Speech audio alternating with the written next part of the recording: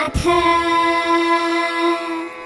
द्वादशोऽध्यायः भक्तियोगः। अर्जुन उवाच एवं सततयुक्ता ये भक्तास्त्वां पर्युपासते ये चाप्यक्षरमव्यक्तं तेषां के योगवित्तमाः। श्रीभगवानुवाच मय्यावेश्य मनो ये मां नित्ययुक्ता उपासते श्रद्धया परयोपेताः ते मे युक्ततमा मताः। ये त्वक्षरमनिर्देश्यम् अव्यक्तं पर्युपासते सर्वत्र गमचिन्त्यं च कूटस्थमचलं ध्रुवम् सन्नियम्येन्द्रियग्रामं सर्वत्र समबुद्धयः ते प्राप्नुवन्ति मामेव सर्वभूतहिते रताः। क्लेशोऽधिकतरस्तेषामव्यक्तासक्तचेतसाम् अव्यक्ता हि गतिर्दुःखं देहवद्भिरवाप्यते। ये तु सर्वाणि कर्माणि मयि सन्न्यस्य मत्पराः अनन्येनैव योगेन मां ध्यायन्त उपासते तेषामहं समुद्धर्ता मृत्युसंसारसागरात्।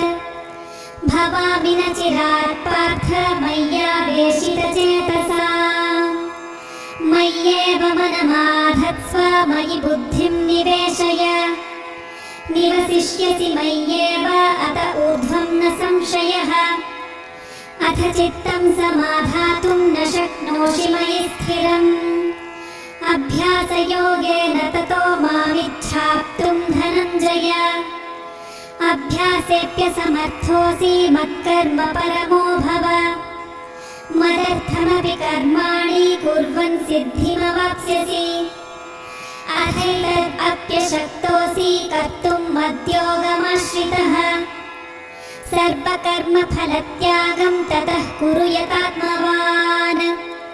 श्रेयो हि ज्ञानमभ्यासात् ध्यानात् ध्यानं विशिष्यते ध्यानात् कर्मफलत्यागस्त्यागात् शान्तिरनन्तरम्।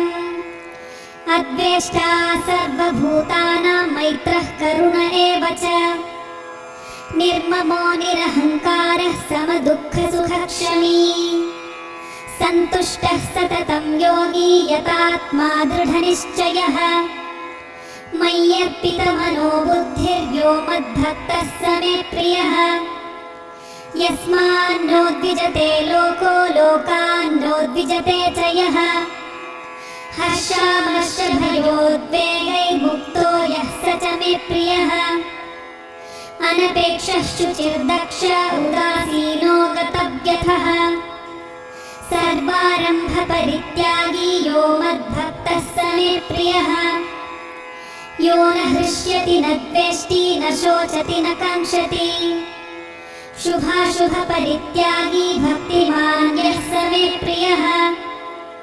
समः शत्रौ च मित्रे च तथा मानापमानयोः शीतोष्णसुखदुःखेषु समः सङ्गविवर्जितः।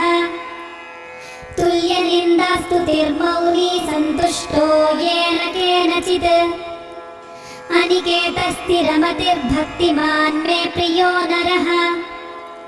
ये तु धर्म्यामृतमिदं यथोक्तं पर्युपासते श्रद्धधाना मत्परमा भक्तास्तेऽतीव मे प्रियाः। ॐ